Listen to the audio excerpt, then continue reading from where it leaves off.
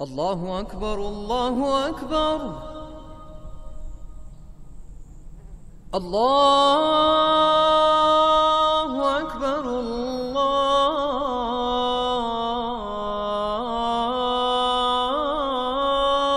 أكبر. Bismillahirrahmanirrahim. Louange à Allah, nous le glorifions, nous lui demandons son aide et implorons son pardon. Nous croyons en lui et en lui nous plaçons notre confiance. Nous cherchons protection auprès de lui contre tout mal venant de nous-mêmes et contre les méfaits de nos mauvaises actions. Celui qu'Allah guide, personne ne peut l'égarer, et celui qu'Allah égare, personne ne peut le guider. Le sujet d'aujourd'hui est les mérites de la ilaha illallah. Allah Ta'ala, de par sa miséricorde et par sa sagesse, bâtit l'islam sur 5 piliers, qui sont la base du bonheur d'ici-bas et dans l'au-delà, et qui mènent à la piété de la communauté humaine. Le premier de piliers, c'est de témoigner qu'il n'y a nulle divinité à part Allah, et que Muhammad est le messager d'Allah, sallallahu alayhi wa sallam. La ilaha illallah wa anna Muhammadan Rasulullah. C'est la parole de la sincérité, de l'appel à la vérité, et c'est la raison première de la création. Je n'ai créé les djinns et les hommes que pour qu'ils m'adorent. Cette attestation de la foi est une protection qui mène à la garantie du repos du cœur, et c'est une déclaration d'amour d'Allah. Elle est un remède pour purifier l'âme du croyant, c'est la meilleure dhikr. Il n'existe pas une parole plus bénéfique et plus riche que la ilaha illallah. Rien n'égale cette parole sur la balance. Elle est le prix du paradis et une protection contre l'enfer. Le prophète Muhammad sallallahu alayhi wa sallam a dit: Allah a interdit à l'enfer quiconque dit la ilaha illallah, en recherchant aussi le visage d'Allah.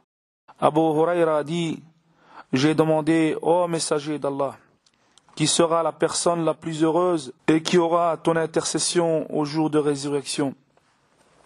Le messager d'Allah répondit: j'étais sûr que personne ne poserait cette question avant toi, car je connais bien ton goût de hadith.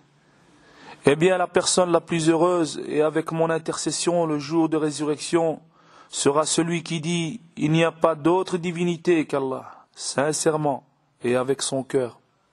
La ilaha illallah, c'est la réalisation du tawhid, l'unicité pure, c'est une lumière de la foi. C'est la parole qui exige que l'on confirme l'adoration pour Allah seulement et qu'elle soit accomplie sincèrement pour Allah en évitant d'adorer d'autres que lui.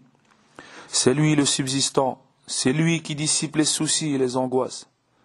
Certes, cette parole est pour les gens du paradis ce que l'eau fraîche est pour les gens d'ici-bas. Et parmi les mérites de la ilaha illallah, en premier, l'entrée dans l'islam n'est possible que par le biais de ces 2 attestations. Le témoignage qu'il n'y a de Dieu que Allah et que Muhammad sallallahu alayhi wa sallam est son messager. Deuxièmement, elle renouvelle dans le cœur ce qui a disparu de la foi. Le prophète sallallahu alayhi wa sallam a dit à ses compagnons: renouvelez votre foi. Ils disent: et comment renouveler notre foi? Il répondit: dites la ilaha illallah. Troisièmement, les gens de la ilaha illallah sont en sécurité et sous la protection d'Allah le jour de résurrection. Le prophète Muhammad sallallahu alayhi wa sallam a dit: les gens de la ilaha illallah ne souffriront point de la nostalgie, ni dans leur tombe, ni dans ou durant leur résurrection. Je vois d'ici les gens de la ilaha illallah se lever, secouer la terre de dessus leur tête et dire: louange à Allah qui a chassé la tristesse que nous ressentions. Quatrièmement, c'est la parole qu'Allah a enseignée à son prophète Moussa alayhi salam. On rapporte que le prophète Muhammad sallallahu alayhi wa sallam a dit: Moussa a dit: ô Seigneur, enseigne-moi ce qui me permettrait de te mentionner et de t'invoquer. Allah dit: ô Moussa, dis la ilaha illallah. Moussa dit: ô Seigneur, tous tes serviteurs disent cela. Il dit: dis la ilaha illallah. Moussa dit alors: il n'y a de Dieu que toi, ô Seigneur. Je voudrais cependant quelque chose qui me soit particulier. Allah reprit, ô Moussa, si les 7 cieux et ce qu'ils contiennent, et les 7 terres étaient sur le plateau d'une balance, et que la ilaha illallah était sur l'autre, la balance pencherait du côté de la ilaha illallah.